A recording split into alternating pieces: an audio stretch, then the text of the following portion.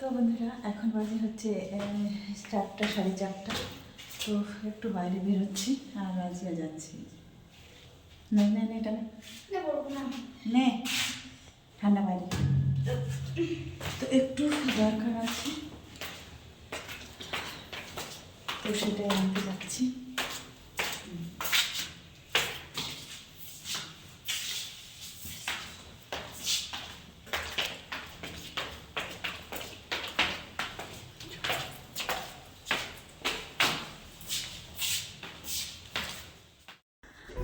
এখন হচ্ছে বিকেলবেলা, রাজিয়াকে নিয়ে একটু বের হচ্ছি, কাজও আছে অনেক। তো যেটা কথা তোমাদের আজ বলতে চেয়েছিলাম, অবশ্যই চলো পুরো ভিডিওটা দেখতে থাকো, অবশ্যই শুনতে পাবে। এখন হচ্ছে মোটামুটি 5টা 5:30 বাজে। ভেবেছিলাম আরও একটু আগে বের হব। তো যাই হোক, এই কটা দিনে এই সমস্ত ঝামেলা দিয়েই দিনটা পার হয়ে গেল। কলেজ মাঠে এসেছিল একটা বইমেলা। আমরা যখন বাড়ি থেকে আসি, এক কথায় দেশের বাড়ি থেকে যখন আসি, উত্তর দিনাজপুর থেকে, এক কথায় উত্তরবঙ্গ থেকে দক্ষিণবঙ্গে যখন পা দিলাম, তার পরের দিনই দেখলাম যে কলেজ মাঠে একটা বইমেলা বসেছে। বহুদিনের স্বপ্ন ছিল এই বইমেলাটাতে এবারে ভালো করে ঘুরে ফিরে দেখব আর কয়েকটা বই কিনব। তো যাই হোক, কিভাবে যে এই দিনগুলো যে মোটামুটি এই জানুয়ারি মাসের 1 সপ্তাহ পেরিয়ে গেল, কোন দিক দিয়ে পার হলো, কোন দিক থেকে যে কি হলো, সব কিছু যেন আমার মাথার উপর দিয়ে গেল। আমরা যেদিন আসি তার পরের দিনে এলো রিয়ার বাবা। তার পরের দিনে আরও কটা দিন যেতে না যেতেই আরও এক ঝামেলা। এই সমস্ত নিয়ে যেন মাথার উপর দিয়ে যাচ্ছে। যাই হোক, কিছু কিছু আমাদের মানে আমার কিছু যেগুলো হচ্ছে পার্সোনাল ঘরোয়া কিছু থাকে, সেগুলো আমি কখনোই সোশ্যাল মিডিয়ায় পোস্ট করি না কিংবা তোমাদেরকে বলি না।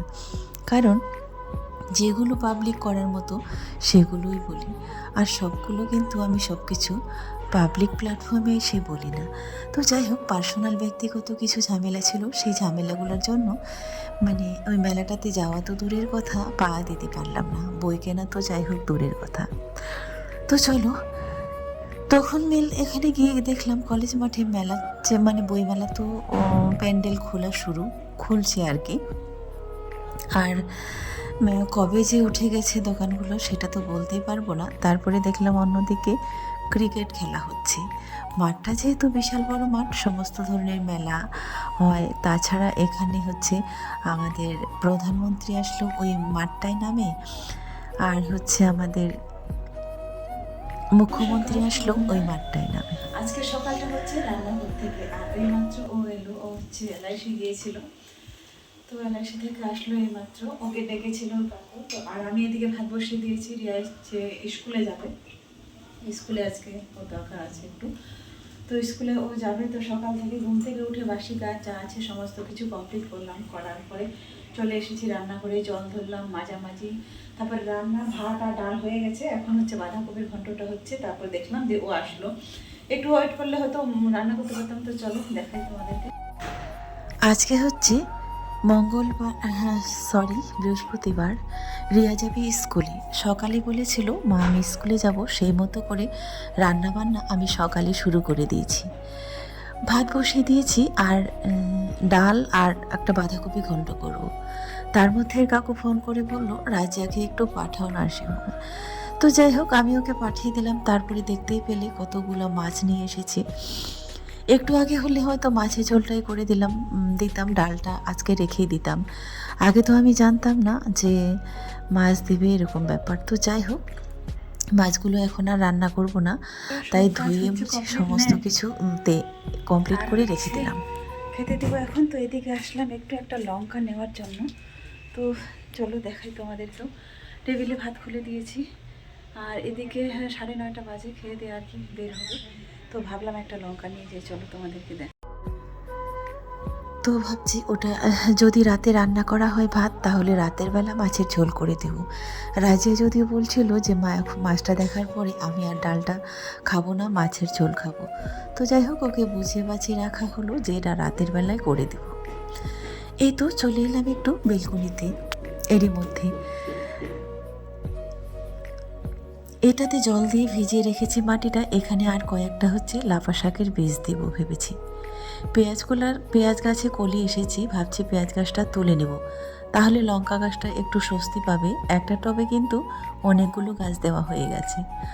আর এই যে লাফা শাকের বীজগুলো যারা যারা তোমরা চেনো না, অবশ্যই বড় হলে দেখাবো। লঙ্কা গাছটাতে এত লঙ্কা ধরেছে মানে বলার বাইরে। দেখতেই পাচ্ছ তোমরা, আগের বারও সেম এরকমই ধরেছিল। যাই হোক, মনে হচ্ছে না এক টুকরো যদি কোথাও জায়গা হতো তাহলে অনেকগুলো লঙ্কা চারা লাগিয়ে দিতাম, তাহলে আমাকে আর হয়তো কিনে খেতে হতো না। যাই হোক, চলো এই কথাটা দিয়ে শুরু করি। একটা লঙ্কা ছিঁড়তে এসেছি, ভাবছি এই লঙ্কাটা ভাত দিয়ে ছিঁড়ে খাবো প্রথম আজকে। তো এইরকম সুখের জীবন, সুখের সংসার একটা বাড়িতে আমারও ছিল। আর যারা চেনো তাদের তো বলার কোনো আর আমার ভাষায় আসে না। বাড়িতে যখন ছিলাম সমস্ত কিছুই চাষ হতো, কিনে খাওয়ার মতো কোনো কিছুই না বললেই চলে ছিল না। আমরা যদি ঠিকঠাকভাবে চাষবাস করি তাহলে শুধু লবণটা কিনতে হয়, আর তাছাড়া কোনো কিছুই কিনতে হয় না, এরকমই। তো প্রত্যেকটা নারী চায় আর স্বামী সংসার নিয়ে এইভাবে সুখে শান্তিতে থাকে। প্রত্যেকটা মেয়ের জীবনে কিন্তু এটাই স্বপ্ন থাকে। ওই তো, স্বপ্ন তো স্বপ্নই, তাই না? স্বপ্ন কখনো বাস্তবে পরিণত হয় না। তারপরেও তোমরা অনেকেই বলো, কমেন্টে বলো, ফোন করে বলো, তো হ্যাঁ দিদি এবার না হয় তোমরা ঠিকঠাকভাবে এক হয়ে যাও, এটা ওটা অনেকেই প্রশ্ন করো। আমিও তো সেটাই চাই। দেখো, প্রত্যেকটা মেয়ের জীবনে, আর আমার যেহেতু দুটোই মেয়ে, আজ হোক কাল হোক তারা তো গিয়েছে একটু। আর হচ্ছে খাওয়া দাওয়া সমস্ত কিছু কমপ্লিট, আর আমি স্নান করলাম। ঘরের ভিতরে আমাদের তো মার্বেল, আর হচ্ছে তিনতলার উপরে জানো এত ঠান্ডা যে ওখানে বসে থাকা যায়নি। তো ভাবলাম স্নান করলাম, স্নান করে এখানে মাদুরটা পেতে দিয়ে একটু বসলাম, এখানে একটু রোদে বসলাম। রোদটা কিন্তু ভীষণ কড়া লাগছে, কিন্তু কি বলতো, এখানে একটু বসলে এই যে জাহাজের আওয়াজ, উপরে হচ্ছে কি বলতো এরোপ্লেন উঠছে এত ঘন ঘন, ভীষণ আওয়াজ, মনে হচ্ছে এই পড়ে যাবে এরকম আওয়াজ আর কি। তারপরে একটু বসলাম, রাজিয়াকে বললাম, সে ঘরে আছে, ওকে বললাম যে চল একটু রোদে বসি। স্কুল থেকে যদি ফোন করে তাহলে আমাকে আবার যেতে হবে। রিয়া বলেছে যে আমি ফোন করলে পরে তুমি যাবে মা, তো এই ফোনটা নিয়ে এসেছি, যদি কল করে তাহলে আবার যেতে হবে। স্নান হয়ে গেছে, সমস্ত কিছু কমপ্লিট। 10টার সময় যেহেতু খেয়েছি, দুপুরে আর কেউ খাবো না, রিয়া আসলে পরে খাবো। তো চলো। তো বন্ধুরা, এখন বাজে হচ্ছে 6টা, 6:30।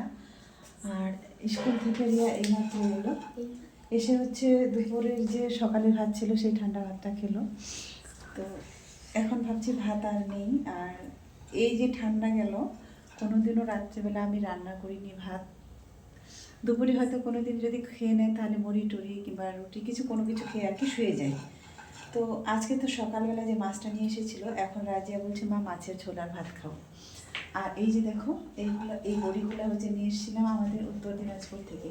রায়গঞ্জ থেকে আসার সময় আমি যখন আসি তখন হচ্ছে ওই বড়িগুলো নিয়ে এসেছিলাম। তো আজকে দেখি হঠাৎ বড়িগুলো হয়তো একটু মানে ড্যাম ছিল, দেখছি মানে কেমন একটু হয়ে গেছে। আজকে খুললাম, 2 দিন রান্না করেছিলাম, মাত্র 2 দিন, আর এগুলো ছিলই। তো ভাবলাম চলো ওই মাছ দিয়ে আর হচ্ছে বড়িটা দিয়ে মাছের ঝোল করে দিই রাত্রেবেলা, দিয়ে গরম গরম ভাত, যেহেতু মাছটা আছে, আর না খেলে ওদের আবার ঘুমে হবে না। তো চলো, তারা তো একদিন না একদিন পরের বাড়িতে চলে যাবে, তাই না? তারপরেও তো আমার বাকি পুরো জীবনটাই পড়ে আছে। তো যাই হোক, আজ না হয় কাল আমাদের তো একসাথে থাকতেই হবে। আর একসাথে থাকা, যাই হোক, ভুলভ্রান্তি জীবনে মানুষের তো হয়েই থাকে, তাই না? আমিও চাই সেই মানুষটাও একটু ভুল বুঝুক, আর আমিও এদের পড়াশোনাটা এতদিনে কমপ্লিট করি। সত্যি কথা বলতে আমি এটা মোটামুটি আগেও বলেছি, এখনও বলছি, আমি পড়াশোনা সূত্রে এসেছিলাম। আমি চেয়েছিলাম আমার তো দুটো মেয়ে, এদেরকে কোনোভাবে কোনো দিক থেকে কমতে রাখবো না, এমনভাবে তাদেরকে পড়াশোনায় দিয়ে মানুষের মতো মানুষ করতে চাই। তারাই যেন আমার ছেলে, তারাই যেন আমার মেয়ে হয়। প্রত্যেকটা মায়ের কিন্তু এটাই স্বপ্ন থাকে, প্রত্যেকটা মায়ের কিংবা প্রত্যেকটা বাবার একটাই স্বপ্ন থাকে, আমার সন্তানটা যেন মানুষের মতো মানুষ হয়। সব চাওয়া তো আর কখনো পাওয়াই হয় না, তাই না? সব চাওয়া কখনো কোনো দিনও স্বপ্ন পূর্ণ হয় না, তবে ভাগ্য যেটা আছে ভাগ্যটাকে মেনে নিতেই হবে। ভাগ্যের সঙ্গে লড়াই করেই চলেছি। বাকি শেষ জীবনটা কি হয় জানি না, কি হবে সেটাও জানি না, তবে শেষ পর্যন্ত তোমরাও দেখতে পাবে কি হলো আর বাকি জীবনটায় কি ঘটতে চলেছে। আর এখন হচ্ছে সন্ধেবেলা। ওই যে বলেছিলাম রাজিয়াকে রাত্রিবেলা মাছের ঝোল করে দিব, যেই কথা সেই কাজ, তাকে তো দিতেই হবে। আজকে এই পুরো শীতটা চলে গেল, কোনোদিনও রাতের বেলা আমার রান্না করা হয় না ভাত, তবে আজকে গরম গরম ভাত রান্না করেছি আর মাছের ঝোল, ব্যাস। রিয়া স্কুল থেকে এসে খেয়ে দিয়ে চুপচাপ দরজা বন্ধ করে শুয়ে গেছে। তাকে ডাকলাম, ও এক কথায় বলে দেবে যে খাবো না।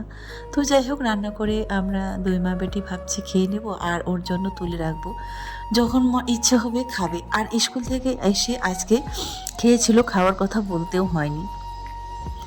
একটু পরিশ্রম করলো, ওই যে বাইরে স্কুলে আসা যাওয়া করলো, এইটুকু করলো, হেঁটে গেল হেঁটে আসলো, তাই হয়তো খিদেটা পেয়েছে। না হলে ওকে তো খাওয়ার জন্য অনেক বকাঝকা করতে হয়, অনেক কিছুই বলতে হয়, বুঝিয়ে সুঝিয়ে তারপরে সে খায়, না হলে তো সে খায় না। এই হলো আমাদের উত্তর দিনাজপুর থেকে যে বড়িটা এনেছিলাম, সেই বড়িটা। এই মেদিনীপুরের বড়ি কিন্তু রান্নার সাথে দেওয়ার সাথে সাথে কিন্তু গলে যায়, হাত দিয়ে তুলে খাওয়াই যায় না। আর এটা তোমাদেরকে দেখিয়েছিলাম খাওয়ার সময়, আর এমনিও দেখিয়েছিলাম। তো এই যে সাইজটাও কিন্তু অনেক বড় বড়, আর আমার কাছে মনে হচ্ছে এটা যেন খাঁটি বিড়ির ডালের বড়ি। মাছ দিয়ে রান্না করছি, সেন্টটা কিন্তু দুটো বাড়ির পরেই চলে যাবে, মনে হচ্ছে এত সেন্ট বেরিয়েছি। আর এখানকার বড়িগুলো কিন্তু এত সেন্ট হয় না, জানি না যেগুলো ঘরে বানানো হয় সেটার হচ্ছে কি না। এটাই হচ্ছে ফাইনাল লুক, দেখতেই পাচ্ছ তরকারির কালারটা কি সুন্দর এসেছে। আর বড়িগুলো কিন্তু ঝোলে দেওয়ার পরে যেমন আছে তেমনই আছে, এবার খাওয়ার পরে হাতে তুলবো না, তখনও কিন্তু সেম এরকমই থাকবে। আর এই বাজার থেকে যে বড়িগুলো কিনে নিয়ে আসি, হাতে ধরতে ধরতে কিন্তু গলে যায়, এরকম দেওয়ার কিন্তু সময় সইবে না। তো রিয়াকে বললাম, সে তো খাবে না, তো চলো রাজিয়া আর আমি খেতে বসে গেছি। ওই যে বললাম পুরো শীতটা পার হয়ে গেল, আর আজকে করছি গরম গরম ভাত।